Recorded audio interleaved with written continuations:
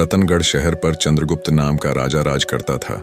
उसके 4 बेटे थे जो बड़े बहादुर और प्रतापी थे। उसके सब बेटों में बड़ा बेटा मदन सेन सबसे वीर और सुंदर था। मदन सेन की पत्नी का नाम चंद्रप्रभा था। वह भी बेहद सुंदर थी। वह अपने समान सुंदर किसी दूसरी स्त्री को न समझती थी। चंद्रप्रभा हर काम में होशियार थी। गाना भी उसे खूब आता था। एक दिन की बात है कि मदन सेन के पिता अर्थात राजा ने उसे उसकी किसी खता पर नाराज होकर देश निकाला दे दिया। राजा का हुक्म सुनकर जब चिंतित मदन सेन महल में आया तो मदन सेन को उदास देखकर उसकी पत्नी ने पूछा, आज आप उदास क्यों हैं? मदन सेन बोला, अब तुमसे क्या कहूँ, आज पिताजी ने मुझे 12 वर्ष के लिए देश निकाला दे दिया है, इसीलिए मैं तुमसे विदाई मांगने आया हूँ। यह सुनते ही चंद्रप्रभा गश खाकर गिरी और बेहोश हो गई। उसकी यह हालत देखकर मदन सेन के रहे सहे होशो हवास भी जाते रहे। वह सोचने लगा, मैंने बहुत बुरा किया जो अपनी पत्नी को सब कुछ बता दिया। मदन सेन ने जब चंद्रप्रभा पर गुलाब जल छिड़का तो उसे होश आया।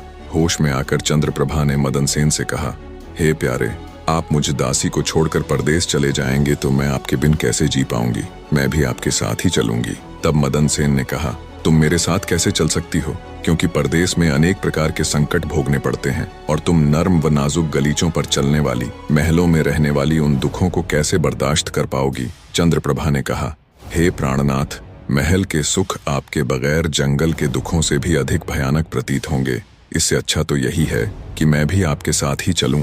मदन सेन ने सोचा कि चंद्रप्रभा मेरे बगैर नहीं रह सकती, इसलिए मुझे यह शोभा नहीं देता कि इसको तड़पता छोड़कर चला जाऊं। बेहतर यह है कि इसे भी साथ ले चलूं।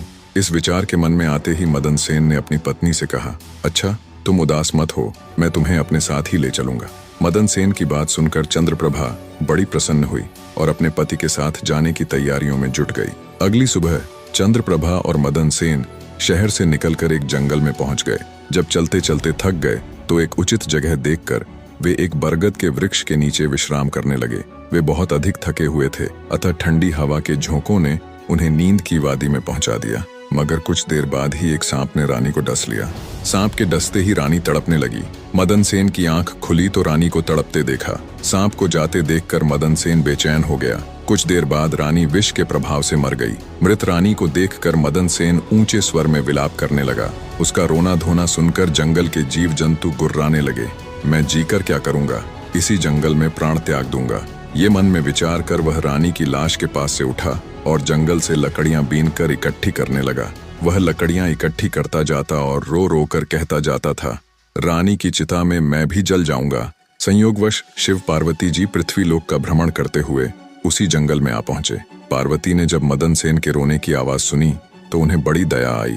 उन्होंने शिव से कहा, हे प्रभु, कोई मानव हृदय विदारक स्वर में रो रहा है। उसके रोने से मेरा हृदय कांप रहा है। आप मुझ पर दया करके उसका दुख दूर कीजिए। पार्वती की बात सुनकर शिव ने कहा, हे प्रिय, मैं तुमको इसीलिए तो अपने साथ नहीं ला रहा था क्योंकि संसार में हर प्रकार के दुखी मनुष्य हैं। हम किस किस का दुख दूर करेंगे? तब पार्वती ने कहा, हे स्वामी, कुछ भी हो, इसका दुख तो आपको अवश्य ही दूर करना पड़ेगा। पार्वती की बात सुनकर भगवान शिव माता पार्वती को अपने साथ लेकर वहां आए जहां मदन सेन करुण विलाप कर रहा था। शिव ने मदन सेन से पूछा, तू क्यों रोता है? तुझको क्या दुख है? मदन सेन ने कहा, मैं आपको अपने दुख का हाल कैसे सुनाऊं? मुझे इतना दुख है कि यदि धरती फट जाए तो मैं उसमें समा जाऊं। मदन सेन की बात सुनकर भगवान शिव को दया आ गई और उन्होंने उससे कहा, तू हमसे बता कि तुझे क्या दुख है? तब मदन सेन ने कहा, महाराज, मैं रतनगढ़ के राजा चंद्रगुप्त का बेटा हूँ। मेरे पिता ने मुझको देश निकाला दे दिया, इसलिए मैं और मेरी पत्नी इस जंगल में आ गए। यहाँ आकर मेरी पत्नी सर्प के डसने से मर गई। अब उसका विरह मुझसे सहन नहीं हो रहा है, इसलिए मैं लकड़ियां एकत्र कर रहा हूँ ताकि अपनी प्यारी पत्नी के साथ ही जल मरूं। मदन सेन की ऐसी दुख भरी बात सुनकर शिव बोले, ऐ राजकुमार, संसार में आवागमन लगा ही रहता है। एक न एक दिन सबको शरीर छोड़कर जाना होता है। न कोई किसी के साथ आया है और न कोई किसी के साथ जाएगा। यदि तू जीवित रहेगा तो तुझे अनेक रानियां मिल जाएंगी, इसलिए तू मेरा कहा मान और देह त्यागने का विचार छोड़ दे। शिव के इन वचनों को सुनकर मदन सेन बोला, महाराज, आपने जो कुछ कहा वह सत्य है, किंतु ऐसी पतिव्रता पत्नी तो मुझे किसी भी जन्म में नहीं मिलेगी और न इसका वियोग मुझसे सहन होगा, इसलिए मैं इसके साथ ही मरूंगा। मदन सेन के हठ को देखकर महादेव जी बोले, राजकुमार, तेरी पत्नी की आयु 20 वर्ष थी जो इसने भोग ली। अब तो बस एक ही उपाय है, यदि तू अपनी आयु का कुछ भाग अपनी रानी को दे दे तो तुम दोनों की आयु बराबर हो जाएगी। यदि यह बात तुम्हें स्वीकार है तो रानी अभी जीवित हो जाएगी।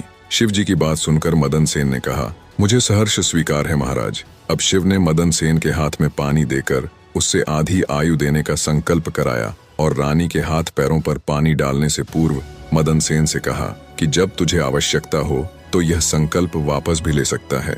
ज्यों ही संकल्प वापस लेगा त्यों ही यह रानी मर जाएगी।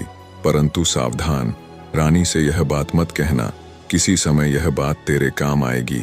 ऐसा कहकर रानी पर जल छिड़ककर शिव पार्वती वहां से चले गए। उसी समय रानी उठकर बैठ गई और बोली, प्रिय, आज तो मैं बहुत सोई, आपने मुझे जगाया क्यों नहीं? मदन सेन ने कहा, तुम थकी मांदी थीं, इसी कारण मैंने तुम्हें नहीं जगाया। अब वे दोनों आगे चल दिए। कितने ही दिनों बाद उन्हें एक बहुत सुंदर स्थान दिखाई दिया। वहां एक फकीर की कुटिया थी।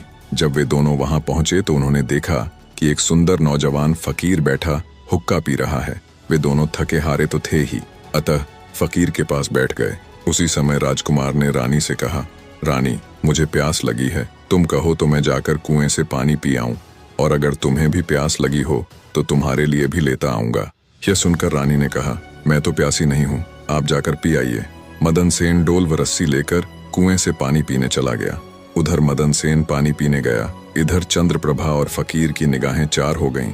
वह फकीर से बोली, फकीर साहब, आप तो यहाँ बड़े ऐश में रहते हैं। फकीर बोला, तुम भी यहाँ रहो और ऐश करो। चंद्रप्रभा कहने लगी, फकीर साहब, आपके साथ रहने को दिल तो कर रहा है, मगर मेरा पति मेरे साथ है, इसलिए मैं आपके साथ किस प्रकार रह सकती हूँ? फकीर ने कहा, किसी तरह अपने पति को कुएं में धकेल दो, फिर हम ऐश करेंगे। फकीर की बात सुनकर चंद्रप्रभा ने कहा, अच्छा, मैं ऐसा ही करूंगी। तभी मदन सेन पानी पीकर रानी के पास आया तो रानी कहने लगी, मैं भी प्यासी हूँ, मुझे भी पानी पिला लाओ। तब मदन सेन ने कहा, मैंने तुमसे पहले ही पूछा था, तब तुमने मना कर दिया था। खैर, अगर तुमको प्यास लगी है तो मैं अभी पानी लेकर आता हूँ। जब मदन सेन पानी लाने चलने लगा तो रानी कहने लगी, मैं भी तुम्हारे साथ चलती हूँ। फिर वह भी उसके साथ चल पड़ी। बेचारा मदन सेन तो उसके प्रेम में पागल हुआ पड़ा था।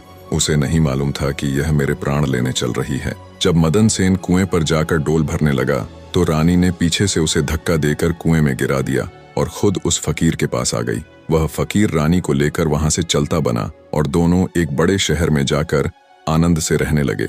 उस फकीर ने चंद्रप्रभा को थोड़े ही दिनों में ऐसा नाचना गाना सिखाया कि उसके समान नाचने वाली कोई नृत्यांगना उस शहर में दूसरी न थी।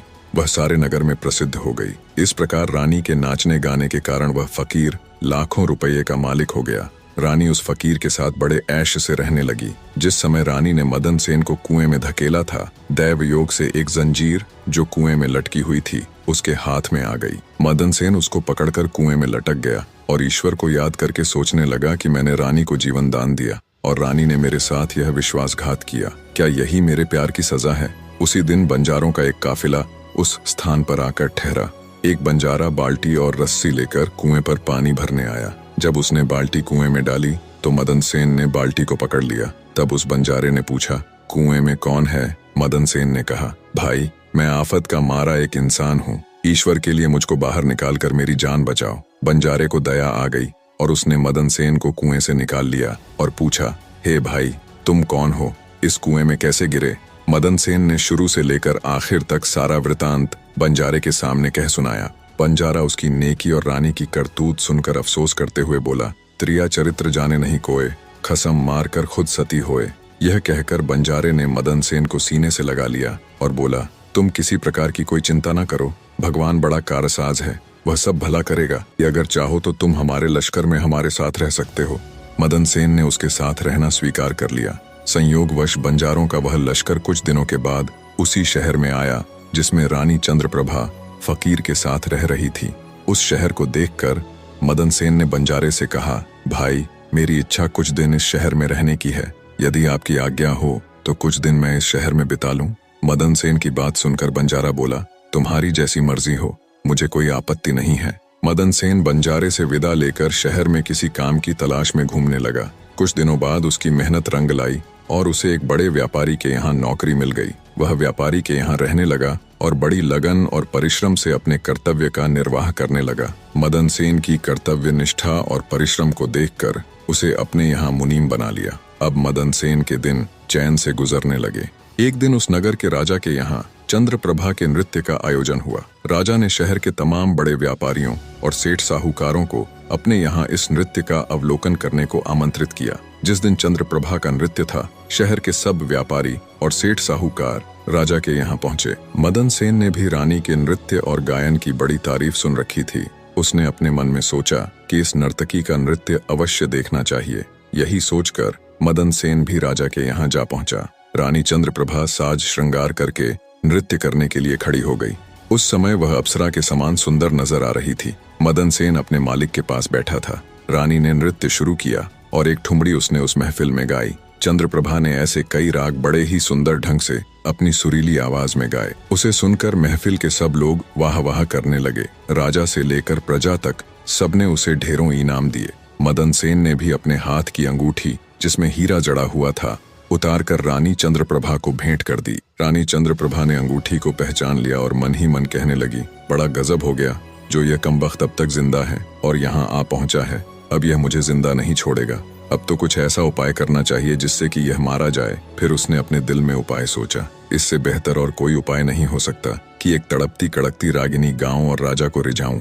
फिर जब राजा खुश हो जाए तो राजा से इसे मरवाने की आज्ञा का वचन ले लूं। यह बात अपने मन में सोचकर रानी चंद्रप्रभा ने लचकती हुई रागिनी गानी शुरू की। रानी की इस बसंत की बहार को सुनकर राजा बहुत खुश हुआ। वह चंद्रप्रभा से बोला, हम तुझसे बहुत प्रसन्न हैं, बोल क्या मांगती है, जो मांगेगी तुझे मिलेगा। चंद्रप्रभा ने कहा, यदि आप मुझ पर प्रसन्न हैं तो पहले वचन दीजिए कि मैं जो मांगूंगी आप मुझे देंगे। चंद्रप्रभा की बात सुनकर राजा ने उसे वचन दे दिया। तब चंद्रप्रभा ने राजा से कहा, आपकी इस सभा में मेरा एक चोर है, इसी समय आप उसे मरवा दीजिए। राजा ने कहा, चोर को मेरे सामने ला। तब रानी ने मदन सेन का हाथ पकड़ा और उसे राजा के सामने ले आई। राजा ने कहा, इसे जल्लादों के हवाले कर दो। ये सुनकर जल्लाद मदन सेन का हाथ पकड़कर उसे मारने के लिए ले जाने लगे। उसी समय मदन सेन का मालिक व्यापारी घबराकर मदन सेन के पास आया और उससे पूछा, तूने इस नर्तकी का क्या चुराया है जिसकी वजह से यह तुझे मरवाना चाहती है। मदन सेन ने अपने मालिक से कहा, मैंने इसका कुछ नहीं चुराया, बस तुम इस राजा को मेरी दो बातें सुन लेने के लिए राजी कर लो तो मेरी जान बच जाएगी। मदन सेन का मालिक यह सुनकर अपने साथी व्यापारियों और साहूकारों के पास आया और उन सब से मशवरा किया। उसने कहा, मित्रों, या तो राजा आज न्याय करे वरना हम सब इस शहर को छोड़कर चले जाएंगे। यह सलाह मशवरा करके सारे व्यापारी राजा के पास आए और कहने लगे, राजा साहब, हमारा मुनीम निर्दोष ही मारा जा रहा है। वो कहता है कि राजा ने मुझे मारने की जो आज्ञा दी है सो मुझे भी राजा की आज्ञा से मरना स्वीकार है, लेकिन मेरी दो बातें सुन ली जाएं। राजा ने व्यापारियों की बात सुनकर कहा, ठीक है, मुनीम को लेकर आओ। मदन सेन को लाया गया। राजा बोला, तुम जो कुछ भी कहना चाहते हो वह मेरे सामने कहो। मदन सेन ने कहा, मैंने क्या दोष किया है जिसके कारण आपने मुझे मृत्युदंड दिया है। राजा ने कहा, तू इस नर्तकी का चोर है। ये सुनकर मदन सेन ने कहा, मैं इस नर्तकी का चोर नहीं हूँ, मैं तो इसका पति हूँ। यह मुझे कुएं में धकेल कर एक फकीर के साथ चली आई है। तब चंद्रप्रभा ने कहा, महाराज, मैं इस चोर झूठे को क्या जानूं कि यह कौन है। फिर मदन सेन बोला, राजा साहब, अगर यह मेरी पत्नी नहीं है तो जो कुछ चीज मैंने इसे रास्ते में दी थी यह मेरी वो अमानत मुझे लौटा दे। तब रानी ने कहा, मुझे स्वीकार है। मदन सेन ने कहा, अच्छा, अपने हाथ में पानी ले, मेरा तेरा न्याय इसी सभा में होगा। पानी लेकर कह कि जो वस्तु इसने रास्ते में मुझे दी थी वह मैं आज इसे वापस करती हूँ। तब रानी ने अपने हाथ में पानी लेकर कहा, जो वस्तु इसने मुझे रास्ते में दी थी वह मैं आज इसे वापस करती हूँ। यह कहकर रानी ने जैसे ही अपने हाथ से संकल्प का पानी छोड़ा वैसे ही रानी के प्राण पखेरु उड़ गए। ये देखकर सब लोग आश्चर्यचकित रह गए। राजा ने घबराकर मदन सेन से कहा, यह क्या हुआ, इसके पीछे क्या राज है, पूरी बात बताओ। तब मदन सेन ने अपने बारे में राजा को बताना प्रारंभ किया और अपने पिता द्वारा देश निकाला दिए जाने से लेकर अब तक का सारा हाल सबके सामने कह सुनाया। सारी बातें सुनकर राजा ने मदन सेन को अपने सीने से लगा लिया। मदन सेन की सच्चाई और धर्मपरायणता ने राजा का दिल जीत लिया। उसने खुश हो अपनी इकलौती पुत्री का विवाह मदन सेन के साथ कर दिया और उस फकीर को फांसी लगाने का हुक्म दिया। निष्कर्ष, इस प्रेरणादायक कहानी से हम मदन सेन और रानी चंद्रप्रभा की जीवन यात्रा के माध्यम से सत्य, धर्म और कर्म की महिमा को समझेंगे। मदन सेन, जो एक धर्मपरायण व्यक्ति है, अपनी सच्चाई और ईमानदारी के बल पर जीवन की चुनौतियों का सामना करता है। दूसरी ओर चंद्रप्रभा अपने झूठ और धोखाधड़ी के कारण अपनी विनाशकारी नियति को प्राप्त करती है। यह कथा हमें यह सिखाती है कि झूठ और अधर्म से कभी स्थायी सफलता नहीं मिलती। सत्य की राह पर चलने वाले को भले ही कठिनाइयां आएं, परंतु अंततः सत्य और धर्म की विजय होती है। यह कहानी आत्मविश्वास, सच्चाई और कर्म की महत्ता को दर्शाती है।